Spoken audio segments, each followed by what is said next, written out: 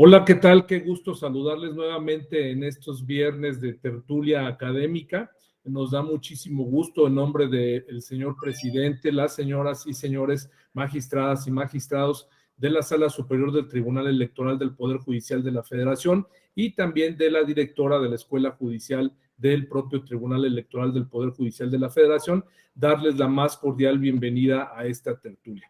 El día de hoy me complace presentar a una persona que pues no solamente lo caracteriza por sus vastos conocimientos y su vasta trayectoria profesional, sino también porque es un estudioso de la materia electoral, de la materia de los ejercicios de los derechos políticos electorales, y me voy a permitir dar una semblanza de su extenso currículo, que es muy importante, y también pues es una persona muy humilde porque le faltó meter muchísimos más aspectos.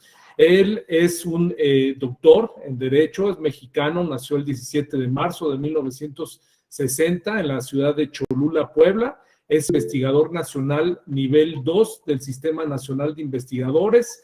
Es doctor en Derecho por la Universidad Nacional Autónoma de México, tiene una maestría también en Derecho Económico por la Universidad Metropolitana, es licenciado en Derecho por la Benemérita Universidad Autónoma de Puebla. Dentro de su experiencia académica es profesor investigador de la División de Administración Pública del Centro de Investigación y Docencia Económica. Es profesor de tiempo completo del Departamento Académico de Derecho del ITAM, es fue jefe del Departamento Académico de Derecho del Instituto Tecnológico Autónomo de México, el ITAM, director de la Maestría de Derecho Administrativo y Regulación del ITAM, y también fue director de licenciatura en Derecho del ITAM, y dentro de su experiencia profesional, pues cuenta con varios cargos públicos. Él ha sido asesor jurídico del secretario general de Desarrollo Social del Departamento del Distrito Federal en ese entonces, ha sido director consultivo y de asamblea notarial del Departamento del Distrito Federal, y también dentro de las áreas de interés, él ha tenido experiencia académica en temas relativos a derechos humanos, derecho administrativo, derecho constitucional económico, competencia, regulación y decisión judicial. Ha tenido experiencia académica en materia de derechos del menor, derechos de familia, migración y derecho privado. Ha sido coautor del libro Mexican Law, publicado por Oxford University Press, que contiene un panorama general del derecho mexicano, incluye capítulos sobre Family Law and the Law of Persons and Conflicts of Law, y ha sido también participante en el grupo de expertos a cargo de protocolo de actuación para quienes imparten justicia en casos que involucren personas migrantes y sujetas de protección internacional por parte de la Suprema Corte de Justicia de la Nación.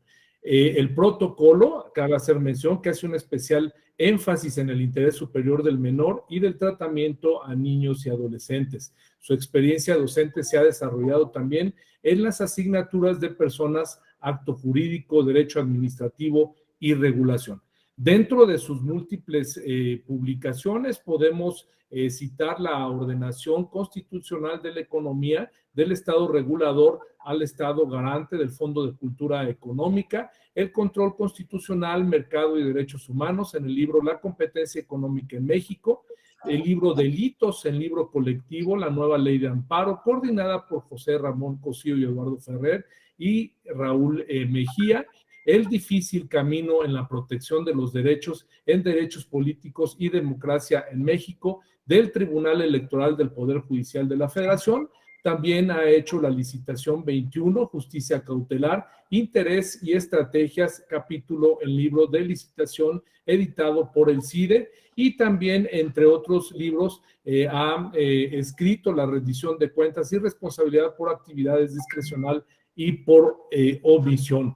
Ha escrito también Derecho y Cultura Indígena, los dilemas del debate jurídico, en coautoría con el ministro José Ramón Cosío y con el ministro Fernando Franco. En fin, como ustedes pueden ver, tiene una amplia trayectoria, tanto profesional como académica, como literaria, y pues para nosotros es un placer de verdad presentar al doctor José Roldán Chopa, que nos hace favor de acompañarnos y vestirnos de gala en esta tertulia. Y pues a él siempre le ha gustado los temas controvertidos, los temas que ponen sal a las dudas cotidianas en el arte jurídico, y hoy no es la excepción. La pregunta que él pues nos va a orientar para que nosotros tratemos de digerirla y tratemos de contestarla son: ¿los partidos políticos son titulares de derechos humanos? Nosotros sabemos que desde el corte constitucional de nuestra Carta Magna en México, en el artículo 41, habla de que los partidos políticos son entidades de interés público y una de sus obligaciones pues es difundir la cultura democrática en nuestro país, es impulsar y potenciar el ejercicio de los derechos políticos electorales, y también esa función de interés público implica de que los partidos políticos tienen legitimación de hacer valer ante las autoridades cualquier derecho que genere una potencial ampliación para el ejercicio de los derechos políticos electorales. Y aquí la pregunta sería, mi querido doctor José, si esos derechos que tienen los partidos políticos les alcanza también para el efecto pues de poder representar los derechos humanos y poder representar también los derechos de las personas. Sin mayor preámbulo, con todo el gusto y con todo el placer, le cedo el uso de la palabra al doctor José Roldán Chopa. Bienvenido, mi querido doctor. Gracias. Pues muchísimas gracias por la presentación y a todos y todas ustedes por estar aquí acompañándonos, dado que el marco en el cual estaríamos charlando en lo que sigue es una tertulia, así es que espero hacerlo como corresponde a ejercicios de este tipo, en un ambiente más relajado. Siempre estar en el tribunal electoral me genera un pánico escénico, así es que espero vencer ese pánico escénico y estar, por supuesto, acompañados de un café o de un té o de un trozo de pan de muerto que ya es temporada. Así es que sintámonos pues en ese ambiente más relajado y primero, pues por supuesto, nuevamente gracias por la invitación. Y cuando estábamos platicando sobre el posible tema,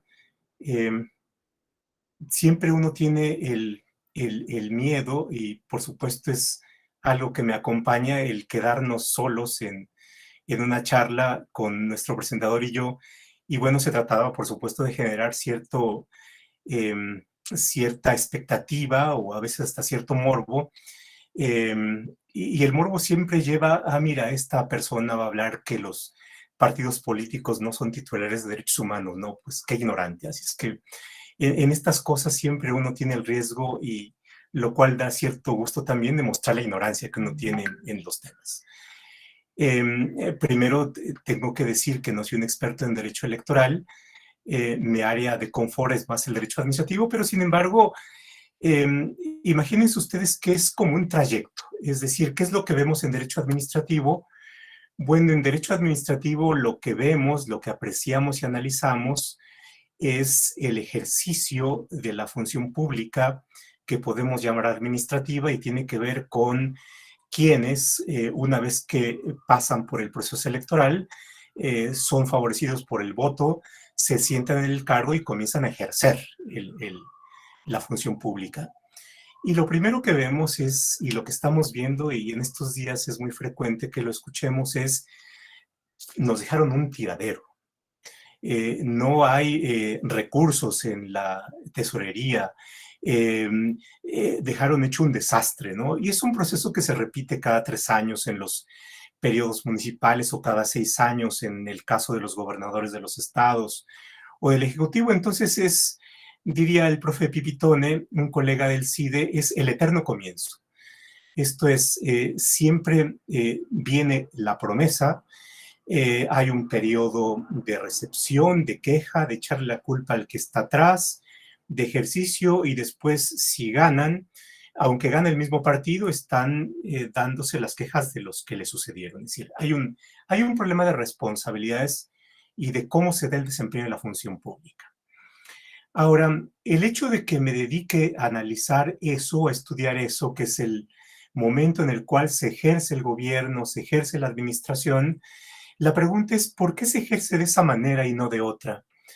Inevitablemente, desde ese punto de vista o desde ese punto de apreciación, eh, lleva a mirar lo que hay antes. Y lo que hay antes es el proceso electoral.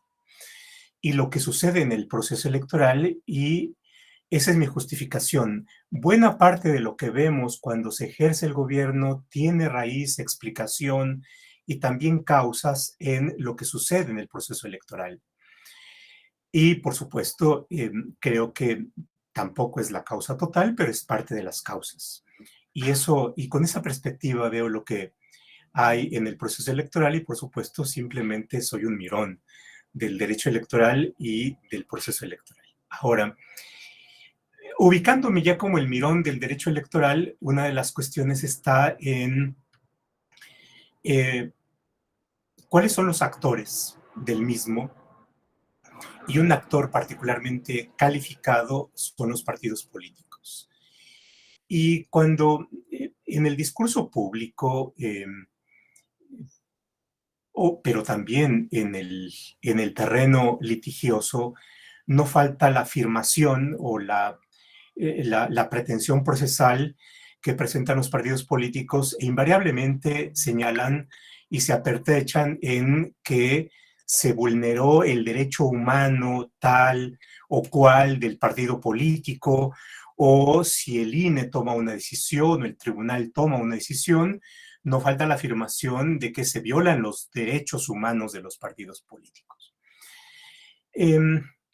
Y no sé, un lingüista puede decir, bueno, ¿por qué alguien que no es humano invoca derechos humanos? No estaríamos teniendo aquí un problema semántico.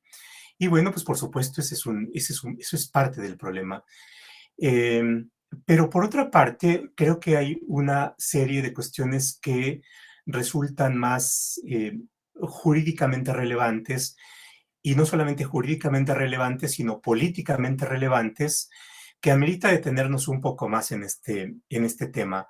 Y la pregunta es, ¿los partidos políticos son titulares de derechos humanos? Y en el enunciado está ya parte de lo que buscaré dar respuesta, y tiene que ver con un tema de titularidad, lo cual no significa que los partidos políticos no tengan algo que ver con los derechos humanos. Y por supuesto, a partir de la pregunta y de la posible respuesta de la titularidad, tiene que ver si es afirmativa o negativa la otra cuestión. Si negamos que haya titularidad de derechos humanos, como yo lo anuncié, la otra cuestión entonces es cuál es su función o cuál es su papel respecto de los derechos humanos, porque tampoco podríamos decir que no tiene ninguna función o ninguna relación. Entonces, ahí está el tema que procuré abordar, y para abordarlo quiero primero establecer como el estado de la cuestión, ¿sí? Y después plantear algunas preguntas que procuraré ir desarrollando, en las cuales espero haya algo de interés en esta tertulia. Bueno, la primera cuestión está en lo siguiente. De mis lecturas de las sentencias o de la jurisprudencia del Tribunal Electoral, normalmente se da por sentado de que los partidos políticos actúan en ejercicio de alguna titularidad de derechos humanos. Y bueno, lamentablemente no alcancé a encontrar alguna tesis o alguna jurisprudencia que aborde el problema en específico. Lo hace de manera tangencial, pero esto me permite decir, bueno, se da por hecho de que son titulares de derechos humanos. Cuando hay alguna argumentación, encontré un artículo que me pareció muy interesante al respecto del magistrado Juan Manuel Sánchez Macías del 2015, que se publica en Justicia Electoral y que tiene una pregunta similar. los partidos políticos son titulares de derechos humanos y es un breve análisis a partir de la jurisprudencia mexicana e interamericana. Ojo, este artículo es del 2015. Y por supuesto su respuesta es en sentido positivo, son titulares de derechos humanos. Luego, cuando esto se ha presentado, no en el caso de los partidos políticos, pero sí en el de las personas jurídicas, morales, artificiales, en la discusión jurisdiccional de la Suprema Corte de Justicia de la Nación, la respuesta es también positiva. Las personas jurídicas son titulares de derechos humanos. Esto se plantea en un caso que tenía que ver con un problema de datos personales. Las leyes de datos personales señalan que los datos personales son un derecho de las personas naturales. Y bueno, se planteó esto por parte de una persona jurídica y el razonamiento de la Corte es muy sencillo realmente y dice, bueno, si la Constitución dice que las personas tienen derechos humanos y si las personas jurídicas son personas, pues entonces no nos hagamos más lío. Dado que son personas, son igualmente personas, entonces son titulares de derechos humanos. Con algún matiz, en casos similares se dice, bueno, las personas jurídicas son titulares de derechos humanos, pero según corresponde a su naturaleza, ¿no? Entonces hay un matiz. Por supuesto, cuando se habla de la libertad religiosa, bueno, las personas jurídicas tienen derecho a la libertad religiosa y bueno, se ha dicho, bueno, la libertad religiosa no corresponde a las personas jurídicas, dado que no corresponde a su naturaleza, pero normalmente la respuesta va por ese sentido. Es decir, lo que quiero con esto es decir, cuando me oriento por la respuesta negativa, no desconozco que hay una decisión de la Corte o varias decisiones de la Corte, hay un conjunto de decisiones del Tribunal Electoral, hay este artículo del señor magistrado Sánchez en el sentido positivo. Pero por otra parte, y esto es simplemente para establecer el contraste, la Convención Americana de Derechos Humanos señala textualmente que cuando se refiere a los derechos humanos se entiende, debe entenderse que se está refiriendo al ser humano biológico, a la persona natural. Y por tanto aquí ya hay un primer tema, es decir, si la Convención Americana se refiere que debemos tomar en consideración que están hablando de la persona natural, es del ser humano, y no de las personas jurídicas, es que entonces la cuestión no es tan sencilla. Por otra parte, hay una serie de sentencias, particularmente de la Corte Interamericana, particularmente el caso Cantos versus Argentina, en donde una persona de apellido Cantos presentó ante la Corte Interamericana una cuestión que tenía que ver con su intervención como socio en una persona jurídica y esto es lo que llevó ante la Corte. Y la decisión de la Corte fue, el señor Cantos tiene derechos humanos como ser humano, aunque los derechos que nos presenta tengan que ver con sus participaciones como socio de una persona jurídica, aunque ésta sea una persona jurídica mercantil. Sin embargo, lo que vamos a discutir son los derechos del señor Cantos en tanto ser humano, independientemente de la forma jurídica en la cual ejerce estos derechos. Y en este caso los está ejerciendo a través de una persona jurídica que puede ser de carácter mercantil. En una opinión consultiva de la Comisión Interamericana, de la Corte Interamericana, se llega a reconocer, después de una decisión realmente interesante, que en el caso de los sindicatos o en el caso de los pueblos indígenas, podía llegarse a reconocer derechos humanos de ciertos sujetos colectivos. Pero hay un tema. No se pronuncia respecto de los partidos políticos, pero este es un primer mapa, es decir, una primera apreciación podría parecer de respuesta obvia. Es decir, sí, pero si tomamos en consideración estas otras cuestiones, la cuestión ya comienza a generarnos cierta duda y el propósito, por supuesto, es ver esta cuestión. Agrego un elemento más. Leyendo las decisiones del Tribunal Electoral, encuentro otro elemento interesante que ustedes, por supuesto, ya lo tienen presente, y es que El tratamiento en tribunales electorales no solamente asume que los partidos son titulares de derechos humanos, con ciertas voces disidentes, por supuesto. Le escuchaba por ahí en redes una parte fragmentada de una afirmación de la magistrada María Silva, a quien respeto enormemente y su opinión me merece el mayor peso de seriedad. Decía, bueno, es que creo que los partidos políticos no tienen derechos humanos o no son titulares de derechos humanos. Y esto generó, por supuesto, una serie de reacciones. Pero ahí hay opiniones disidentes. La otra cuestión tiene que ver con que no solamente son reconocidos como en su relación con derechos humanos, sino, y esto es lo que me genera otro tema que me parece que es parte de la discusión, son tratados como si fuesen autoridad. Esto es, cuando se trata, por ejemplo, de los derechos de los militantes de los partidos políticos, se le exige, se coloca al partido político como si fuese autoridad o como autoridad. Se le pide el respeto del 14 al 16 en garantía de audiencia. Me da la impresión de que cuando se piensa o se refiere a cuestiones relacionadas con sanciones de los partidos, se les exige el mismo estándar del derecho administrativo sancionador, que tiene su explicación en el Ius Puniendi del Estado. Entonces, ahí hay otro elemento. Es decir, los partidos políticos también no son autoridad, son sus instancias internas de resolución de sus conflictos internos, son instancias de administración de justicia que llegan al grado de exigirse el agotamiento de la definibilidad para posteriormente acudir a la instancia jurisdiccional. Es decir, son instancias del Estado que administran justicia o deben darse las garantías exigibles a una autoridad que tienen que ser respetadas al interior de los partidos políticos. Los partidos políticos, cuando imponen sanciones, también expresan el ius puniendi del Estado.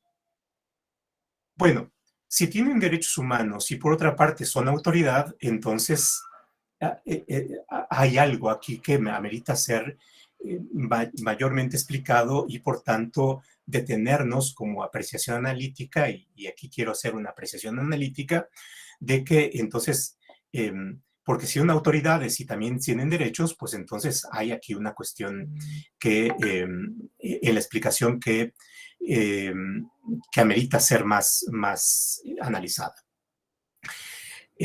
Porque entonces, ¿por qué tienen ambos caracteres, no? Entonces, ¿son órganos del Estado, son organizaciones públicas o son gobernados? ¿Son gobernantes o son gobernados? Dado que en términos generales esto es lo que justificaría que sean autoridad o que tuviesen la posición de derechos. Tiene la posición de potestades y también tiene la posición de derechos. Entonces ahí está, digamos, este mapa. Con esto quiero completar el mapa al cual me referí. Bueno, entonces yo creo que aquí hay una serie de problemas y entonces planteo los siguientes subtemas. La primera cuestión es, ¿cuál es la situación o la calificación que constitucionalmente en el caso mexicano, y esto es importante, lo restringiría al caso mexicano, tienen los partidos políticos? Y ahí está algo que nuestro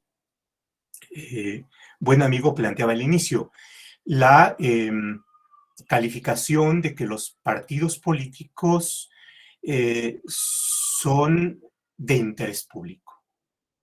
Y ahí está el punto. ¿Qué significa entonces esto del interés público? ¿Ya?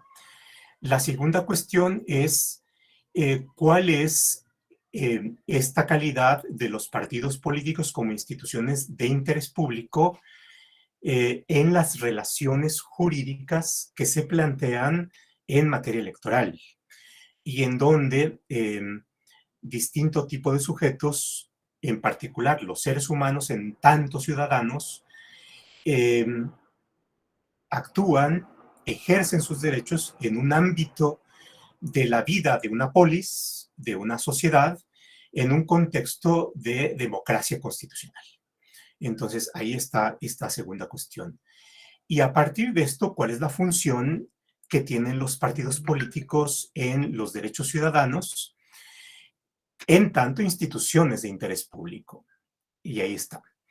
Y luego, por supuesto, tendríamos que ver la distinción entre derechos, entre ciudadanos como personas humanas y los partidos políticos como ficciones jurídicas. Esto es como entidades creadas, artificiales, que tienen funciones y por supuesto también en el ámbito de la democracia, de lo electoral, de lo político y de la democracia constitucional. Y entonces aquí es donde tenemos que tomarnos en serio las ficciones. Leía un tuit reciente que compartimos ahí en redes de Bárbara García Hoyo, saludos Bárbara si está usted por allá, que decían que los abogados nos tomamos en serio, nos tomamos más en serio que la realidad algo, ¿no? Entonces, por supuesto hay que tomarse en serio la realidad, pero ¿qué pasa con los abogados? Que nos tomamos algo más en serio que la realidad y lo que tomamos más en serio que la realidad son las ficciones, ¿no? Entonces, y bueno, estamos hablando de las ficciones jurídicas, de las personas jurídicas abstractas, artificiales, y nos las tomamos tan en serio que las hemos colocado como titulares de derechos humanos en las narrativas, en la operación cotidiana, en las decisiones, y eso tiene consecuencias. Eso tiene consecuencias. ¿Y cuáles son las consecuencias? Y viene a partir de este punto de partida que me da Bárbara, que los abogados tenemos que tomarnos en serio las consecuencias jurídicas y fácticas y reales y políticas de cómo tratamos las ficciones en las decisiones, en la asignación de derechos, en la asignación de obligaciones, que es lo que hacen los tribunales o lo que hacen los órganos electorales, para ver qué consecuencias tiene esto en la democracia, en la calidad de democracia y en las condiciones en las cuales vivimos. Bien, y entonces, y con eso espero concluir esta charla. Bueno, ya llevamos 27 minutos.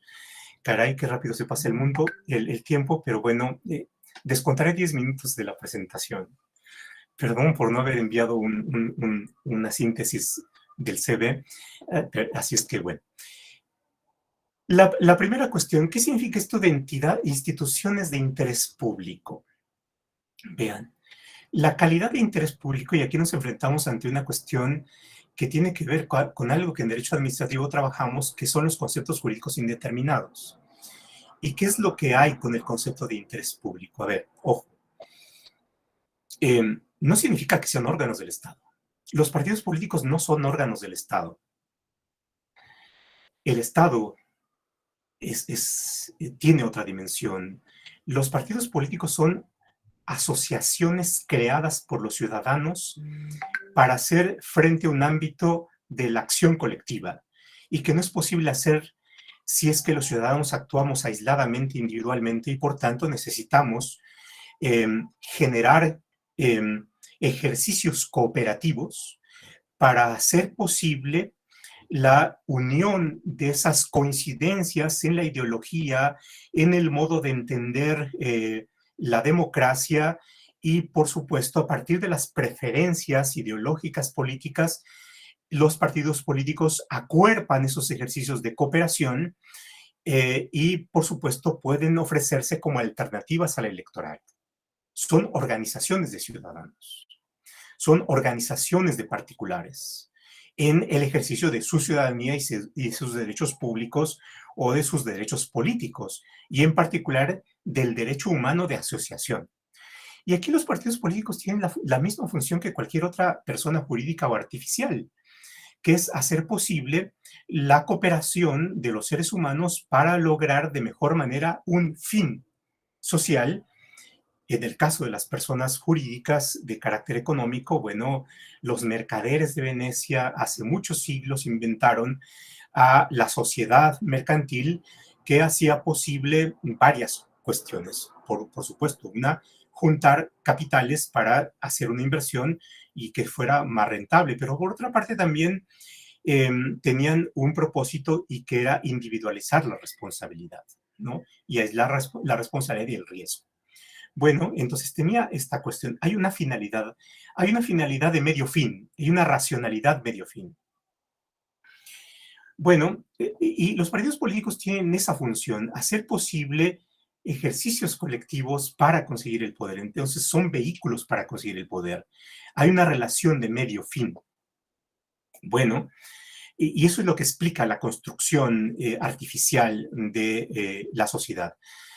Entonces, y ahí es donde encontramos en esto la explicación que podemos, o la conceptualización que podemos encontrar de las instituciones políticas, como los partidos, como de interés público. Es decir, la sociedad considera de distinta manera a las organizaciones artificiales de los seres humanos y algunas de ellas les da esta calidad de interés público.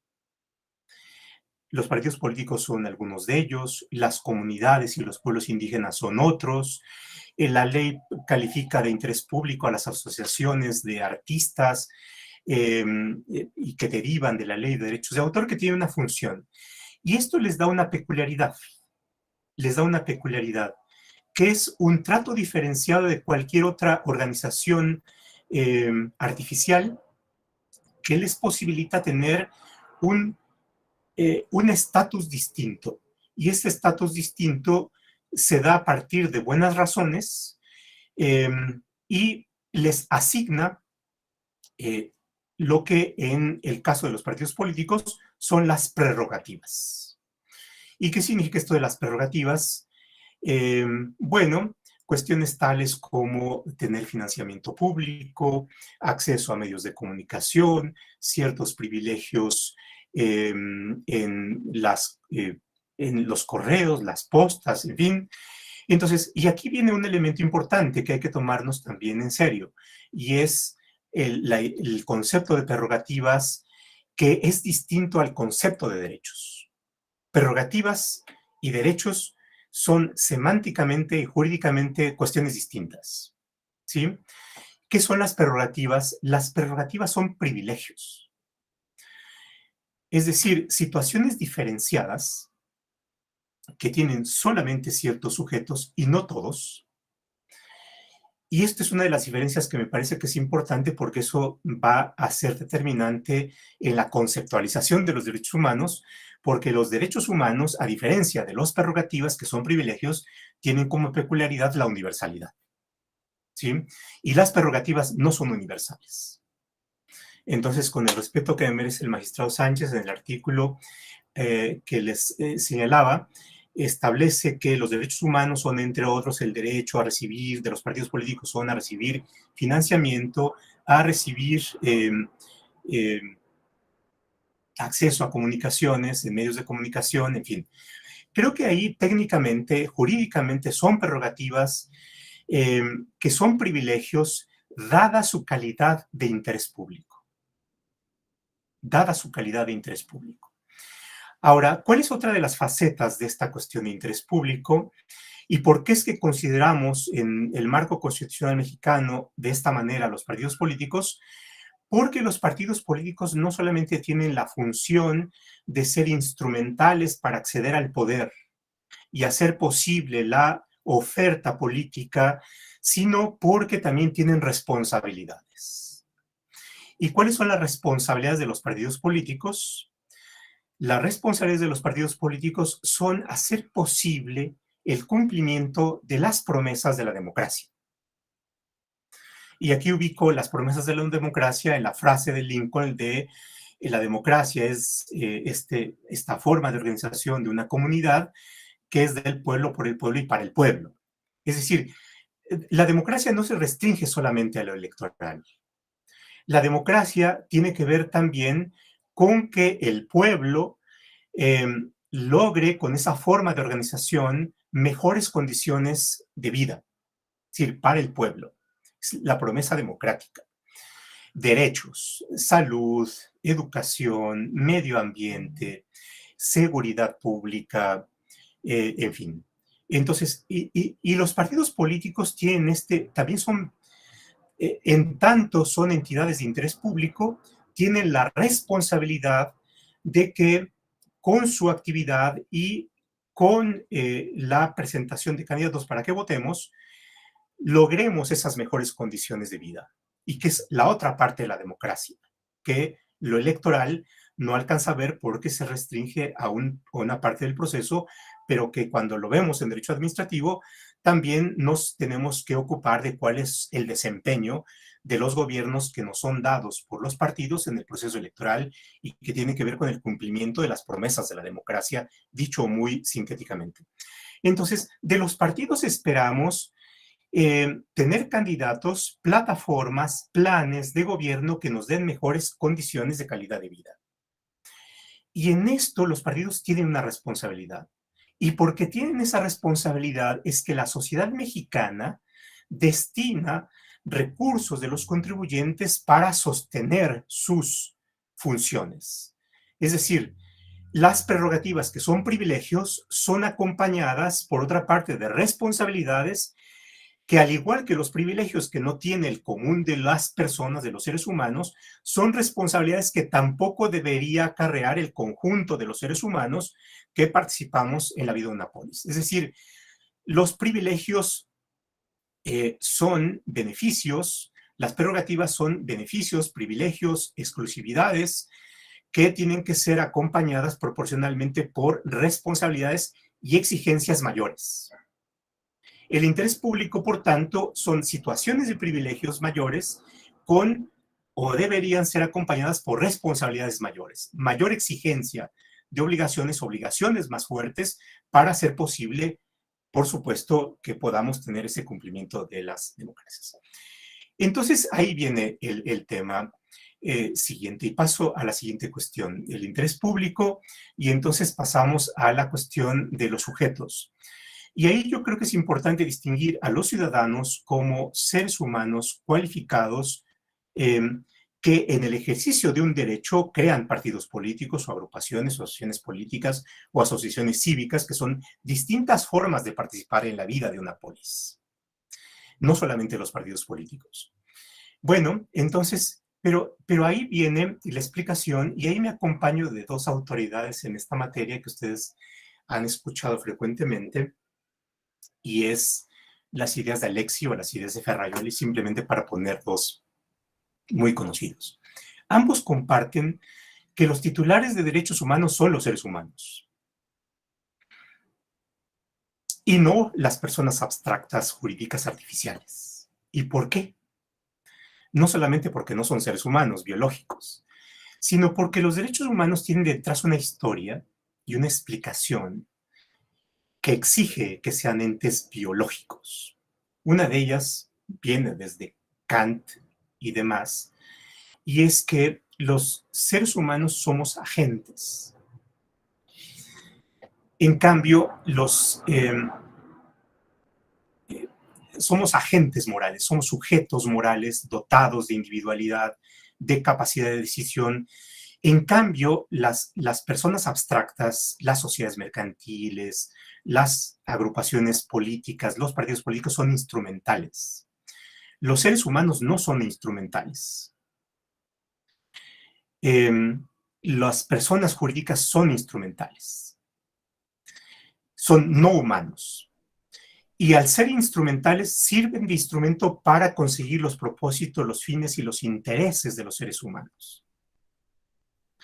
Bien, entonces cuando le damos a las personas jurídicas el carácter de agentes, de titularidad, entonces humanizamos a lo no humano y deshumanizamos a los derechos humanos. Es una paradoja, es una paradoja.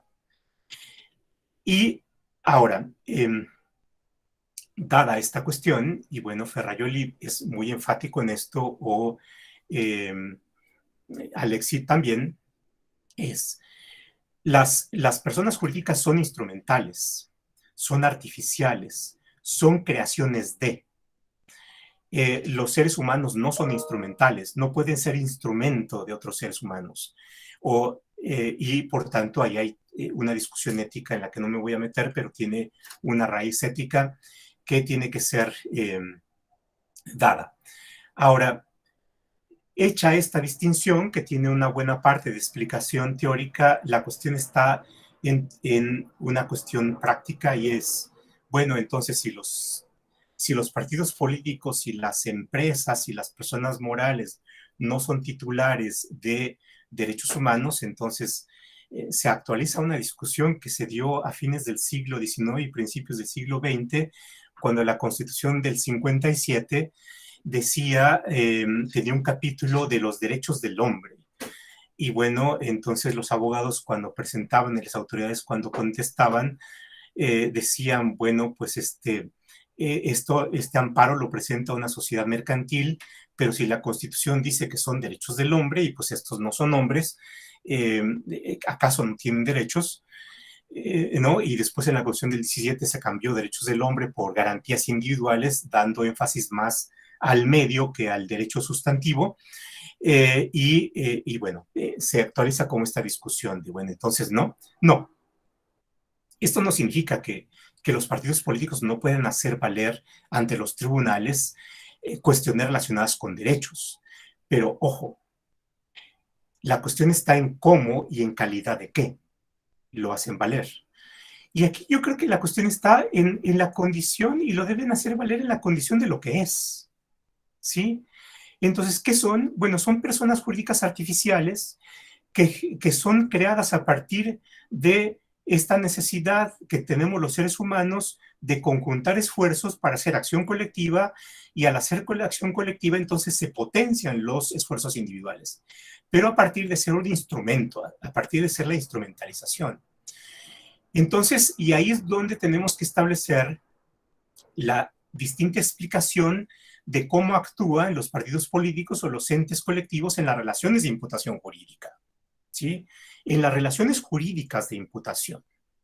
Y las relaciones jurídicas de imputaciones, por supuesto, los partidos políticos pueden hacer valer los medios de acción electoral que establece la ley específica como partidos políticos en lo que son entidades de interés público, que no son autoridades, sino son organizaciones de ciudadanos que actúan en representación, haciendo valer instrumentalmente derechos de seres humanos, pero no adueñándose de los derechos que son propios de los seres humanos.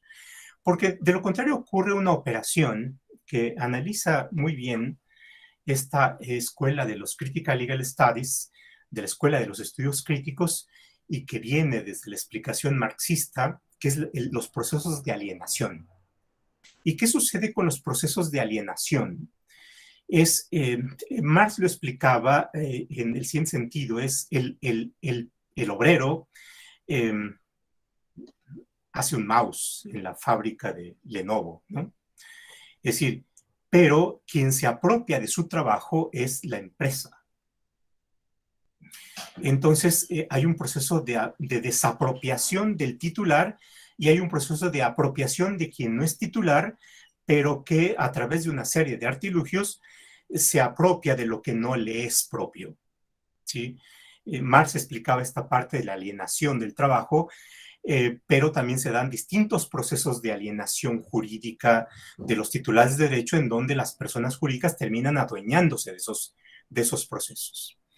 Y este proceso de alienación, en el cual, por supuesto, la forma de interpretación, de entendimiento de los derechos va siendo concretada en las sentencias, en las resoluciones y demás, y trae consecuencias. Y aquí simplemente voy a hacer una analogía de lo que sucede esto en otros ámbitos, y luego voy a terminar ya con lo que sucede en el ámbito de los derechos políticos. Y es en el ámbito económico, que es otra de mis áreas de interés, y en los Estados Unidos ha sucedido un proceso bien interesante, que es los derechos civiles que se dieron como ustedes saben, en toda la lucha de las personas de color, Martin Luther King, las presentaciones de las acciones ante la corte, los casos emblemáticos, Brown versus Board of Education, en fin, estas cuestiones que fueron hechas para eso. Esa es la reivindicación de los derechos civiles. A partir del discurso comienza a darse un proceso en el cual las grandes corporaciones, argumentando algo que habían argumentado las minorías y las personas de color en sus demandas comenzaron a apropiarse de esos y se dio un proceso bien interesante. Hay un libro que se llama We the Corporation, We the Corporation, que analiza todo históricamente qué es lo que pasó, analizando las sentencias y los argumentos. Hay un proceso de reapropiación por parte de las grandes corporaciones del discurso de los derechos civiles. Hay una película por ahí que también ustedes pueden ver y lo googlean, se llama Corporation o The Corporation, que también narra este proceso. Y la narrativa es interesante, es decir, cómo es que los entes artificiales van apropiándose de cualidades humanas y se van humanizando y entonces se van apropiando de los derechos humanos. Paso al terreno de la política. En el terreno de la política también sucede algo parecido, en donde estas creaciones artificiales se van desapropiando a los ciudadanos, en tanto seres humanos, de sus derechos y van actuando como si lo fuesen, pero también van conformando poderes. Y los poderes de los partidos políticos finalmente residen en las élites de los partidos. Y aquí sucede lo que dijo Michels, politólogo que tiene un libro de partidos políticos y que lo titula como La ley de hierro de las oligarquías. ¿Y qué es lo que sucede en este proceso de la ley de hierro de las oligarquías? Los partidos políticos tienden a oligarquizarse, cualquiera que sea, de izquierda, centro, de derecha, y entonces son las oligarquías de los partidos políticos los que, hablando en nombre del pueblo, hablando en nombre de los ciudadanos, y no solamente hablando en nombre de, sino actuando en titularidad de derechos humanos, van conformando estas oligarquías y, por supuesto, van generándose como poderes. Y cuando, además de apropiarse indebidamente de los derechos humanos, actúan también como autoridades del Estado, que es otro proceso no solamente interesante, sino a mí me parece perverso, entonces se colocan en la mejor de los papeles posibles.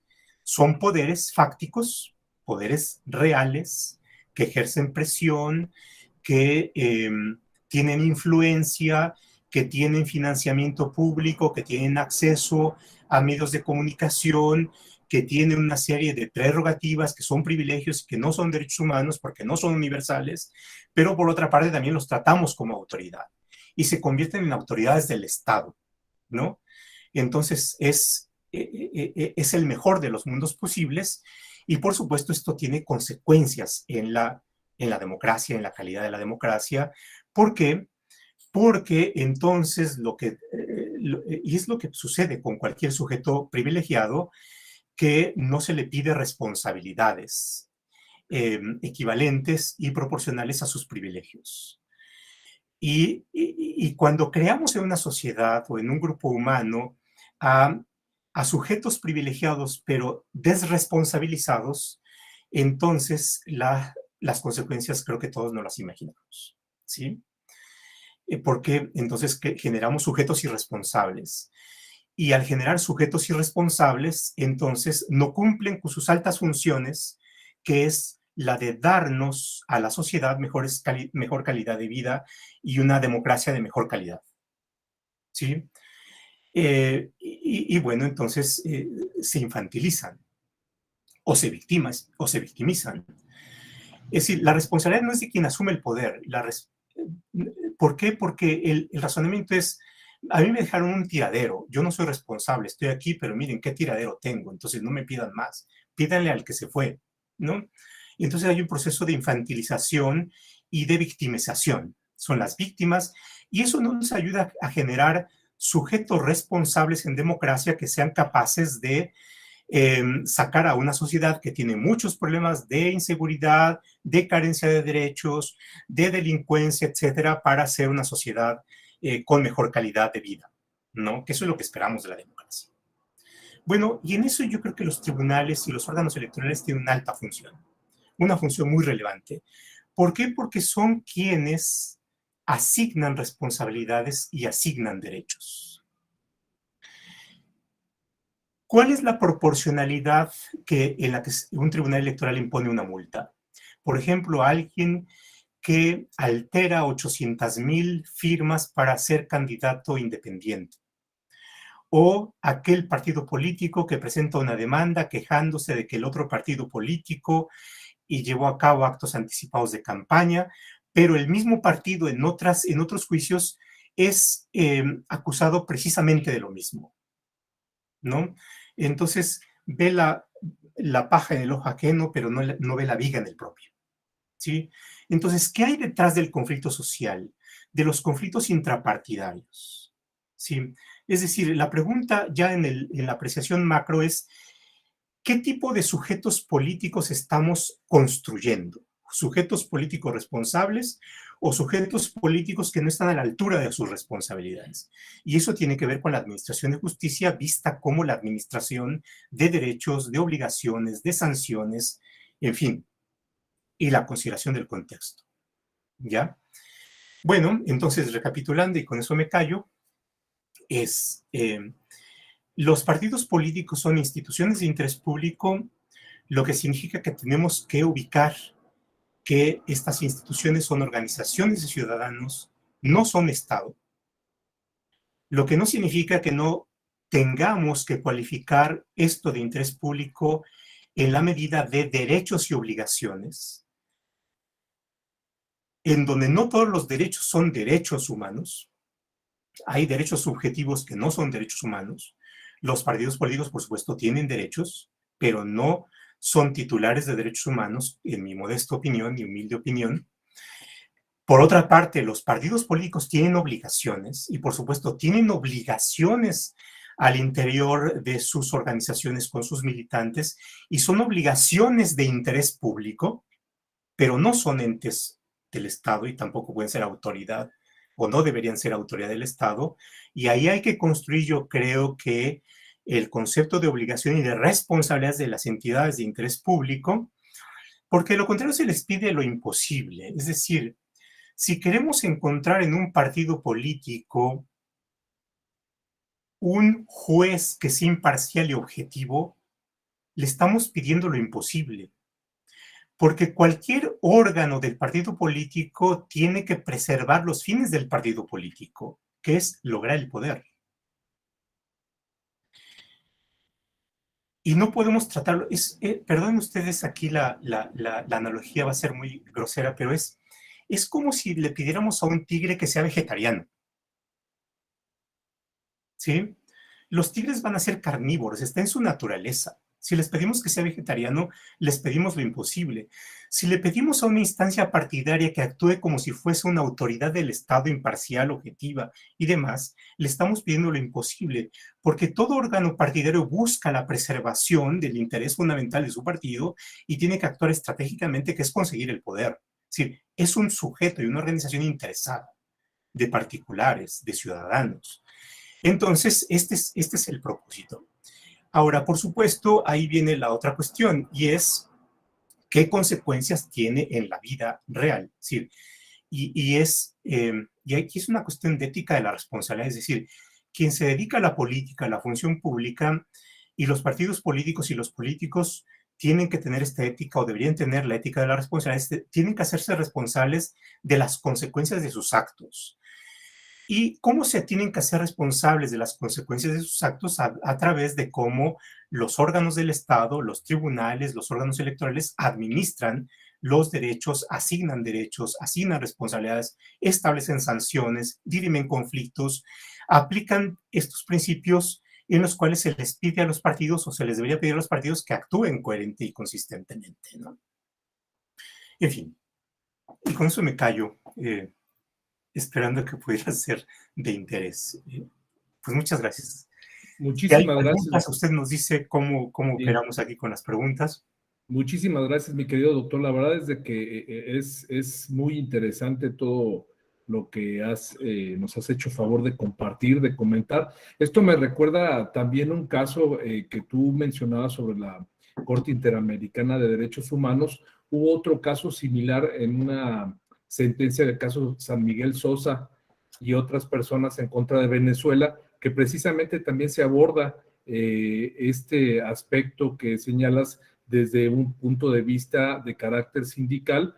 Sabes que como pasa en Turquía, en lo que es el Tribunal de Derechos Humanos, que es el clientazo de ahí. Acá la Corte Interamericana de Derechos Humanos, pues es obviamente Venezuela, y en ese caso se da un tema muy particular de carácter sindical y de violación a los derechos políticos electorales. Y antes de cederle el uso de la palabra a alguna compañera y compañero que quiera hacer uso de ella, tenemos varias preguntas también en redes, pero quisiera formularte una respecto partiendo un poco de las reflexiones que nos haces favor de comentar, que básicamente es desde los partidos políticos, desde una vertiente, comentaste tú de las prerrogativas de los partidos políticos, y tú sabes de que los partidos políticos también en las prerrogativas se utilizan para el pago de prestaciones laborales, es decir, los partidos políticos tienen contratos laborales con personal, y cómo supera esa pregunta, ese cuestionamiento de que en caso que los partidos políticos no reciben sus prerrogativas, de manera también indirecta está generando una afectación hacia sus trabajadores o hacia las personas que están trabajando, porque que mantienen una relación laboral con los partidos. Y también, por ejemplo, en el tema de la mujer. El tema de la mujer, tú sabes muy bien que sobre la violación política en razón de género, derivado de las reformas que hubieron el año pasado, a los partidos políticos se les obligó también no solamente a que respetaran y protegieran los derechos políticos de las mujeres, sino también a que difundieran esos derechos políticos en favor de las mujeres y generaran medidas disuasivas y medidas que protegieran los derechos políticos de los políticos electorales de las mujeres. ¿Qué pasa también ahí cuando un partido político, cómo superamos esa pregunta o esa barrera, cuando un partido político se lanza en representación de alguna de sus militantes a señalar alguna violación a esos derechos? Y por último, también en el caso, volvemos otra vez a la cuestión de las prerrogativas, cuando se multan a los partidos políticos, tú sabes que esas multas de los partidos políticos por disposición de la ley van a cuestiones de carácter educativo, porque así lo maneja la propia Ley General de Instituciones y Procedimientos Electorales, que viene siendo, pues obviamente en este caso a nivel federal el CONACYT, o las instituciones equivalentes en los estados. También ellos tienen un legítimo derecho de reclamar cuando la autoridad administrativa o no deposita los recursos a quien debe depositarlos, o ya depositados esos recursos, la autoridad administrativa gubernamental pues no los destina a lo que tiene que destinar, ¿no? Entonces, en términos generales, ¿cómo superaría vamos, con base a lo que tú nos hiciste favor de razonar y de comentar, cómo se superaría esa barrera en ese sentido? ¿Usted dice si juntamos varias preguntas o vamos una por una? Como me diga, mi querido doctor. Bueno, no sé si ya haya más, veo aquí hay más preguntas, sí. Pero ajá. No, yo creo que lo que plantea usted es muy importante. Ahora, regresaría al punto de qué significa estas entidades de interés público. Vean, ¿por qué es que tratamos a los partidos políticos de una manera privilegiada? Porque tienen una función que amerita ser tratada así, no en condiciones de igualdad. Es decir, los derechos humanos, al ser universales, implica que todos somos iguales. Es una faceta distinta de la igualdad. Bueno, las prerrogativas no son universales, no son iguales, y al no ser iguales viene el tema de por qué no sean iguales y se amerita que no sean iguales. Yo creo que amerita que no sean iguales. Es decir, no estoy en contra de las prerrogativas, pero hay que tratarlas como prerrogativas.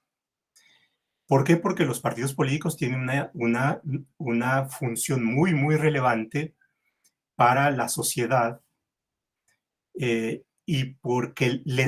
así como les damos, deberíamos de exigirles.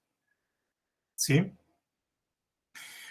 Lo que usted plantea tiene que ver con las exigencias. Esto es, los partidos políticos son la vía para que alguien asuma una posición de poder o para que en conjunto asuman una posición de poder. Al asumir la posición de poder se colocan en la posición de actuar en el principio de legalidad, estar vinculados a la ley y por tanto no solamente estar vinculados a la ley, sino hacer que todos los demás respetemos la ley. ¿Ya? Bueno, los partidos políticos deberían ser más obligados a cumplir con la ley en el ejercicio de sus funciones. Es decir, si un partido político no paga sus impuestos, mal, porque debería ser el primero obligado a pagar sus impuestos. Si el partido político no le paga a sus trabajadores, mal. ¿Por qué? Pues porque es el vehículo para que alguien asuma el poder y para hacer respetar el derecho de los trabajadores a su aguinaldo, a sus vacaciones o a lo que sea. Debería ser el principal obligado a respetar la ley y a respetar los derechos de sus trabajadores. O en el caso de las obligaciones por razón de género o por multiculturalidad o en fin. ¿Por qué? Porque precisamente es el vehículo que le damos un trato privilegiado para hacer que haya Estado de Derecho y haya un buen Estado de Derecho. Si no la vulnera, si la viola, entonces me parece que ahí hay un problema. Porque entonces los partidos políticos y la carrera política es una pedagogía de la irresponsabilidad. Es decir, la pedagogía y la práctica del partido es cómo no hacer valer la ley y cómo buscar. Hay un principio, ustedes, a veces los empresarios malvados pueden tener su propia civilidad, ¿no? Y una de las razones de la civilidad mercantil es la vinculación a los propios actos. Es decir, ya ven, los comerciantes se ubican en el punto en donde, del principio de legalidad, en donde pueden hacer todo aquello que no esté prohibido, ¿ya? Pero están obligados, tienen obligaciones, y una de ellas es a la costumbre mercantil. Y entonces, ¿qué sucede con la costumbre mercantil? Es decir, si un comerciante observa cierto comportamiento y en un acto actúa afectando el comportamiento no solamente de él, sino de los comerciantes, y entonces opera algo que se llama la vinculación a sus propios actos.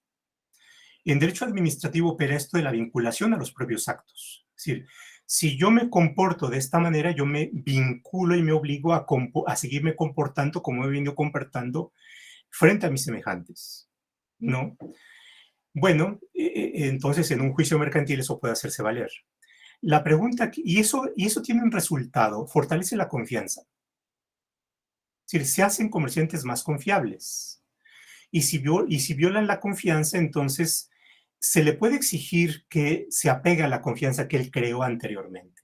Eso en derechos administrativos también se da, que es el principio de confianza legítima. Es decir, la autoridad, si viene actuando reiteradamente en el mismo sentido, aunque actúe en un ámbito de discrecionalidad, se obliga a aplicar de esa manera la ley en los siguientes actos. Si no lo hace, entonces se puede demandar para respetar el principio de la confianza legítima. La pregunta es, ¿los partidos políticos cómo van generando confianza? Si se quejan de lo mismo que hacen, ¿no? Y bueno, no sé, sería bien interesante ver la estadística y la información que el tribunal tiene para ver cómo se comportan los partidos políticos, ¿no? ¿Cómo van generando confianza en los partidos políticos? Se acaba de dar a conocer el latinobarómetro, ayer, en fin. A ver, el latinobarómetro nos dice cuál es el grado de confianza en los partidos políticos. Y no confiamos en los partidos políticos. ¿Por qué? Porque la confianza es el resultado. Es el resultado de los comportamientos. Y por supuesto, si así actúan los partidos políticos afectando, yendo contra sus propios actos, jamás van a generar confianza. Porque es la pedagogía de la irresponsabilidad. Bueno, entonces, ¿por qué? Porque tienen un incentivo enormemente poderoso en el género humano, que es el poder. ¿Sí? Los seres humanos básicos, en nuestra humanidad básica, tenemos motores. El poder es uno de ellos, el sexo, la envidia, la riqueza, en fin. Los seres humanos que se meten en la política tienen ese enorme incentivo. Y en ese enorme incentivo, precisamente porque alcanzan el poder y porque el poder no es solamente la vía para hacer el bien, sino también para abusar de él, se necesita de controles. Y los órganos electorales y los tribunales son controles. Y pueden ir obligando, a pesar de los propios partidos y de los políticos, a ver de qué manera mejoramos la confianza en los partidos políticos, no porque provenga de ellos, sino precisamente porque tienen ese motor propio de la humanidad, que es el poder, requiere ser controlado. Si no, se abusa. Muy bien, muchas gracias, querido doctor. Tengo tres preguntas, ¿quiere que se las haga juntas o Como por usted diga, separado? o le da el micrófono y yo aquí escucho. Ok, con mucho gusto. Santiago Jesús Chableve Velázquez me pregunta sobre la dualidad de los partidos como autoridad y sujetos de derecho. ¿Podría ser el equiparable a la ley de amparo que los particulares como autoridades responsables? Esa es una. La segunda pregunta es, doctor, si los derechos humanos son, perdón, la segunda pregunta es de Minerva Rangel. Dice, doctor, si los derechos humanos son y deben ser igual para todos, ¿debería entonces aplicarse de la misma manera a los partidos políticos? ¿Por qué entonces el financiamiento de los partidos políticos es diferente y por ende las condiciones en la contienda electoral son distintas también para ellos? Como esperamos que los partidos políticos puedan, ¿cómo esperamos que los partidos políticos puedan ascender al poder en condiciones distintas? Y la tercera pregunta vendría siendo, eh, estimado doctor, es por parte de una compañera de la Escuela Judicial, la contadora Penélope. Estimado doctor, una excelente conferencia. Mi pregunta puede ser en relación a si sería factible el crear un organismo que regule de manera interna el cuidado y respeto de los derechos humanos en relación a las campañas políticas. Son estas tres preguntas por lo pronto, mi querido doctor. Bien, procurando agregar elementos novedosos y no repetirme, vean, en la historia de los derechos humanos, todos tenemos presente lo que sucedió en Francia y la primera declaración de los derechos del hombre y del ciudadano, y que después, relacionando con otra pregunta, decía durante mucho tiempo es que el amparo no es la vía adecuada para tutelar derechos del ciudadano porque no son derechos humanos, ¿no?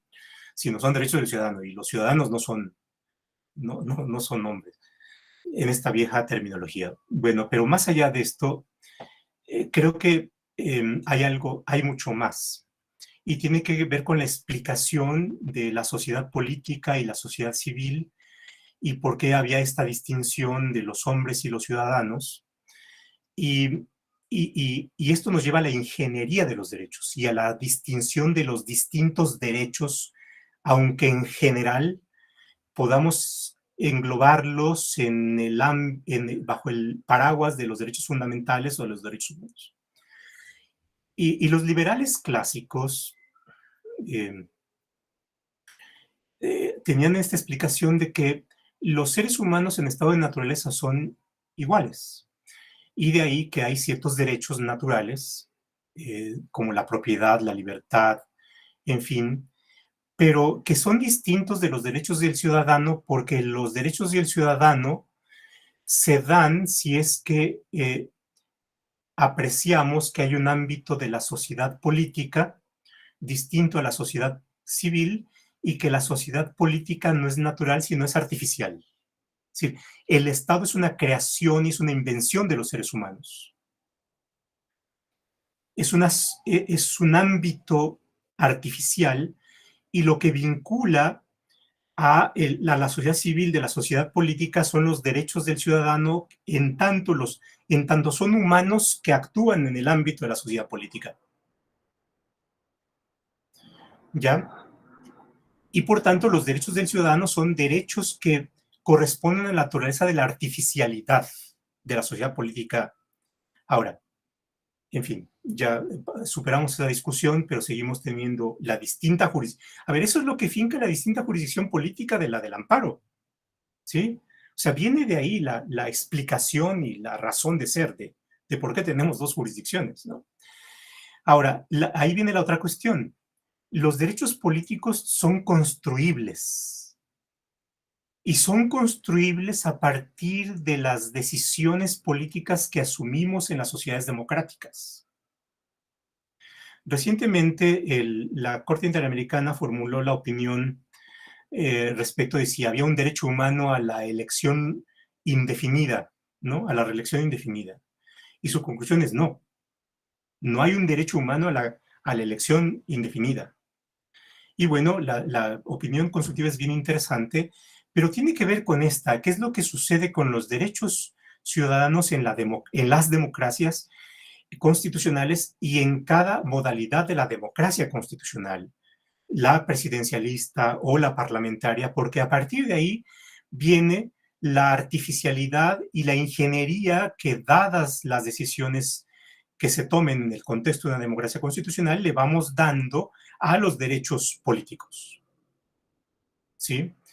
Es decir, los derechos políticos tienen que ver con esta cuestión de, de cómo los derechos políticos tienen que ver con una cuestión que es la democracia y cómo los derechos políticos también tienen un papel en los resultados que nos da la democracia.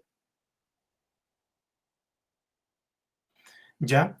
Y bueno, por supuesto, ahí viene otra cuestión, que eso nos tiene que llevar a analizar las relaciones jurídicas, y aquí me voy a poner muy técnico, perdón a la concurrencia, porque la ubicación de la relación jurídica nos permite ubicar cuál es la racionalidad que hay en esa relación jurídica y por tanto la función de los derechos en la relación jurídica dada la finalidad que constitucionalmente se persigue.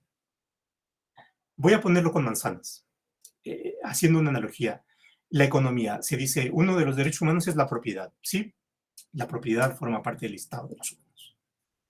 Bueno, y de ahí viene el mercado y, bueno, y lo que se puede hacer con la propiedad. Bueno, la lógica de la propiedad en el mercado y en la economía tiene que ser interpretado a partir de la racionalidad de las relaciones jurídicas económicas, en donde, por supuesto, la propiedad puede ser una condición para que podamos satisfacer nuestras necesidades vitales y necesitamos ser propietarios de la laptop que está aquí o de la PC para poder hacer posible la finalidad de dar esta charla, y la relación jurídica de propiedad es parte de, o si yo tengo acciones en una empresa, bueno, pero la propiedad también tiene su lado perverso.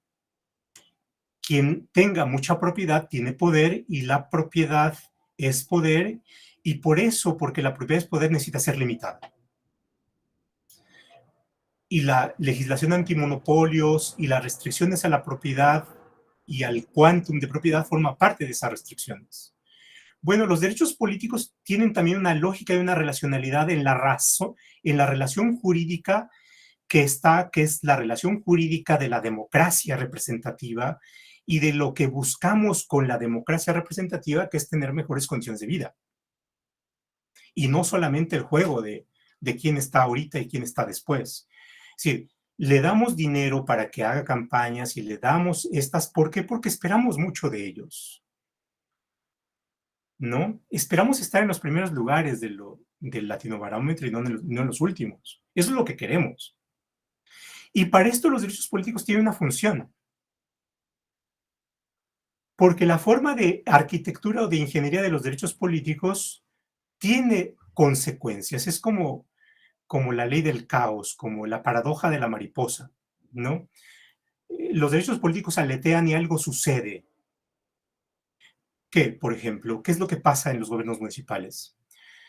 La diferencia entre si un presidente municipal termina su periodo o puede retirarse antes. Porque no es solamente el presidente municipal que termina su periodo, sino es el equipo del presidente municipal que puede dejar su periodo al año y medio y no termina su periodo. Bueno, este solo hecho tiene un impacto en cuál es el resultado del gobierno municipal. ¿Sí? Y voy a decir algo escandaloso. ¿Sí? La cuestión está en, ¿Nos daría mejor resultado seguir así o establecer una obligación para que aquel que quiera desempeñar un cargo tenga una obligación más fuerte para terminar ese cargo? Porque tiene que darnos cuentas del desempeño del cargo y de los privilegios que le dimos para que ocupara ese cargo. O subordinamos la función pública al derecho humano de ser elegido, y entonces, como el político quiere iniciar y a los 3 años ser presidente de la República, entonces va a ser una serie de trampolines y de puntos de apoyo para ser presidente de la República en 3 años, ¿no? Pero entonces colocamos detrás a la función pública y entonces colocamos en distinta posición los bueyes y la carreta, ¿no? Digamos, estoy diciendo algo escandaloso, pero quiero escandalizarlos un poco, ¿no? Muchas gracias, querido doctor. Tenemos también 3 preguntas. Le cedería el uso de la palabra primero a Juan Ignacio Bilbao Vázquez para que formule su pregunta, pero previo a que hagas tu pregunta, mi querido Juan Ignacio, quisiera comentarle la pregunta de Patricia Macías, que señala, en su opinión, si bien se les ha reconocido titularidad a los partidos políticos de alguna manera de los derechos humanos, tanto el constituyente como los jueces deberán esforzarse en que esa protección que se les ha concedido opere verdaderamente como una defensa en contra de las acciones arbitrarias del Estado y no como una nueva coraza a los partidos políticos que les dote de inmunidad absoluta en contra de los actos jurídicos propios del Estado. Ese es el reto de los jueces. Y por último, previo, Juan Ignacio, te agradezco tu paciencia. Nos pregunta el doctor Alejandro Lozano, lo felicita y dice, hablar de apropiación de los derechos humanos de sus militantes por parte de los partidos no es el resultado de un pensamiento individualista donde cada individuo es titular de un derecho y por ende, cuando se afilia, le aporta sus derechos al ente supraindividual, pensando de ese modo no solo va a llegar a un puesto de gobierno, sino que se convierte de alguna manera en acreedor de las prerrogativas con lo que está maximizando de su propio beneficio individual. Y ahora sí, mi querido José Ignacio, adelante, por favor, tienes el uso de la Sí, muchas gracias. Buenas tardes a todas y a todos. Yo lo que quería, más que preguntas, un comentario. Me parece que así como las personas jurídicas y los partidos políticos son una ficción de esta situación, hemos creado una teoría ficticia de los derechos humanos y a partir de esta teoría ficticia los hemos metido a los partidos políticos para justificar las prerrogativas de las que gozan, ¿no? Porque muchas veces hemos confundido prerrogativas con derechos o los hemos asimilado cuando claramente son distintos. Y esta última parte del comentario que hacía el doctor Chopa tiene que ver con lo problemático que resulta trabajar con derechos humanos, ¿no? El supeditar la función pública al derecho humano a ser elegido o a la voluntad de una sola persona en este tema, ¿no? Entonces creo que eso es lo que habría que ir comentando y eso nos fortalecería en el debate y nos permitiría a nosotros tomar mejores decisiones. Muy bien, muchas gracias, Juan Ignacio. Adelante, mi estimado doctor, por favor. Es parte de la discusión, por supuesto. Aquí yo hablo con toda la libertad que me da el tribunal y desde una mirada externa, pero efectivamente el discurso de los derechos humanos es muy prestigioso y tiene un peso argumental de autoridad. Es decir, no es un argumento de autoridad y por supuesto al ser un argumento de autoridad pesa y puede disuadir el cuestionamiento. Sin embargo, y esto es una de las cuestiones que cada vez está dándose más, es todo tiene efectos secundarios, dependiendo de cómo se lo usa. Ahora estamos en la pandemia, la vacuna es, por supuesto, un gran invento de la humanidad, y la vacuna tiene efectos secundarios, la penicilina tiene efectos secundarios. Las invenciones de los seres humanos y los derechos humanos son creaciones de los seres humanos. Hay un librito bien interesante de Lynn Hunt, que se llama así La invención de los derechos humanos, que no es abogada, y eso es muy meritorio, sino es historiadora, y a partir de la historia del arte va construyendo cómo se dio la ideología de los derechos humanos. Los inventamos para hacer frente a problemas relevantes, y bueno, por supuesto, también son banderas de triunfo, diría algún teórico del derecho, y al ser barreras de triunfo también son terrenos de conquista. Cuando se plantea un juicio, todo el mundo habla en términos de derechos humanos. Una empresa habla en términos de derechos humanos, un partido político habla en términos. ¿Por qué? Porque tiene un poder en el juego estratégico. Y por supuesto, el tribunal define lo que es o no un derecho humano más allá del interés. Y esto yo creo que analíticamente nos tiene que llevar a varias cuestiones. No todo derecho es un derecho humano, hay una diversidad de derechos. Las prerrogativas son esos privilegios que técnicamente son derechos subjetivos, en tanto son pretensiones y por supuesto son intereses jurídicamente protegidos, pero son intereses que son prerrogativas, son privilegios que tienen los partidos y que no tiene nadie más, ¿sí? Y eso los lleva a diferenciar de los derechos fundamentales o de los derechos humanos, que son universales y que tienen que ser en tratos de igualdad. Luego, la otra parte que tiene que ver con este proceso de alienación. Vean, usted ha hecho una afirmación interesante, es decir, se ha hecho una afirmación interesante. Los seres humanos pueden dar sus derechos a un ente abstracto y artificial, y por tanto dejan de tener sus derechos, y eso nos lleva, por supuesto, a examinar con mayor rigor si el derecho humano puede, y ahí Alexi y Ferrayoli han trabajado mucho de esto. Dice, los derechos humanos son indisponibles, llevan a un ámbito de la indecidibilidad, ¿no? Es decir, yo tengo un derecho humano y no puedo renunciar aunque quiera a ese derecho, porque no puedo disponer de mi propio derecho, ¿no? No es como la propiedad del mouse, yo puedo venderla y genera un tráfico mercantil. ¿Puedo vender mi dignidad? ¿No? Bueno, entonces si no puedo vender mi dignidad ni transmitirla al otro, es mía y va a ser a pesar mío, ¿no? Hay una discusión bien interesante, filosófica, histórica, que no quiero meterme más, pero tiene que ver. Yo creo que los derechos humanos no son transferibles, ¿no? Los partidos políticos son lo que son. Son entidades de interés público que forman parte de la cooperación, son artificiales, son instrumentales, que tienen acciones y pueden hacer valer derechos subjetivos en ese carácter de instrumental, de prerrogativas, y que activan los esfuerzos cooperativos y los intereses cooperativos para conseguir el poder de los seres humanos en un escenario de diversidad, pero por otra parte también tienen responsabilidades. Y las responsabilidades deben ser equivalentes a sus privilegios. Es decir, son más responsables de eso y tienen obligaciones reforzadas, o deberían tener obligaciones reforzadas. Muchas gracias, doctor. Tenemos una última pregunta, si me lo permite. Tenemos varias preguntas, la verdad, pero ya para cerrar este interesante programa y participación, desde luego, por parte de usted.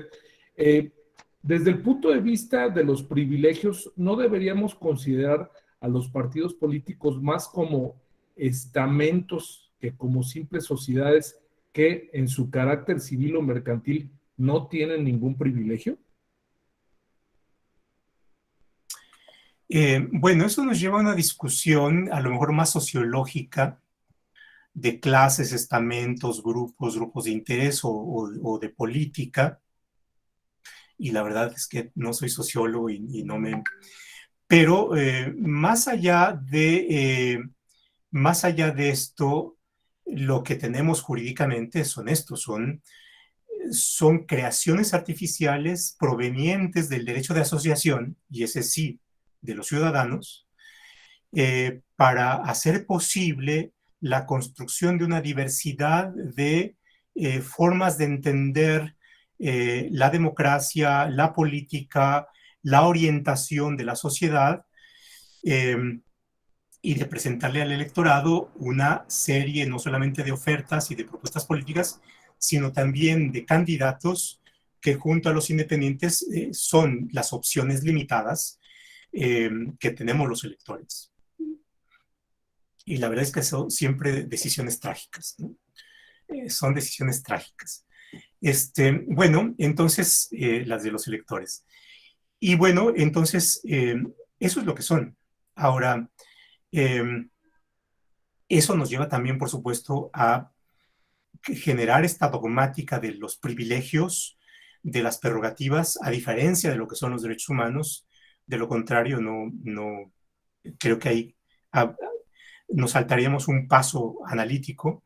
Y la otra cuestión es, ¿qué consecuencias tiene de esto? Por supuesto, en una democracia los partidos políticos forman parte de los contrapesos y deberían ser eso. Cuando se mezcla que también son autoridad, yo creo que nos estamos saltando un tema y estamos llegando a conclusiones muy rápidas sin haber antes hecho el ejercicio de reflexión de qué es lo que son, ¿no? Porque las consecuencias creo que no son las adecuadas, en mi opinión muy humilde y modesta de profe. Y bueno, a partir de eso yo creo que es cómo vemos también al derecho electoral y a lo que hacen los órganos como el tribunal y como los órganos electorales, este ejercicio de construcción social, ¿no? ¿Y cuál es el ejercicio de construcción social? De cómo esas decisiones van construyendo. Es el tejido fino de todos los días, ¿no? Los tribunales interpretan, los tribunales hacen derecho y al hacer derecho también crean relaciones sociales. Y la cuestión está en hacia dónde, ¿no? Y yo creo que ahí hay, por supuesto, una tarea colectiva de cuál es la función de los tribunales, de los órganos electorales, de los partidos políticos, de los ciudadanos, de foros como este, que agradezco enormemente que el tribunal tenga esta apertura y de, bueno, quienes como yo estamos en nuestra modesta trinchera de la academia. Muchas gracias, apreciado doctor. Pues definitivamente con todas sus ideas que nos hizo favor de exponer el día de hoy, pues tenemos pues varios temas que nos llevamos de tarea. Primero, pues regresar a lo básico, no solamente pues hablar de derechos humanos, sino también desde el punto de vista conceptual, la finalidad, los objetos que persiguen los derechos humanos, pues volvernos a adentrar en ello para el efecto pues de que hagamos planteamientos más concretos al respecto y principalmente en este sentido que tiene que ver con los propios partidos políticos. Creo que no será la última, seguramente vamos a molestarlo para que nos haga favor de hacer alguna disertación jurídica sobre algún tema también de gran relevancia, y pues por lo pronto le agradecemos en nombre de la Escuela Judicial Electoral y desde luego del Tribunal Electoral del Poder Judicial de la Federación, a nombre del presidente, de las y los magistradas y magistrados y de la directora de la Escuela Judicial, pues su invaluable participación. Les pediría a mis compañeras y compañeros si podemos abrir los micrófonos para brindarle un fuerte aplauso en reconocimiento al doctor José Roldán. Muchas gracias. Pues muchas gracias.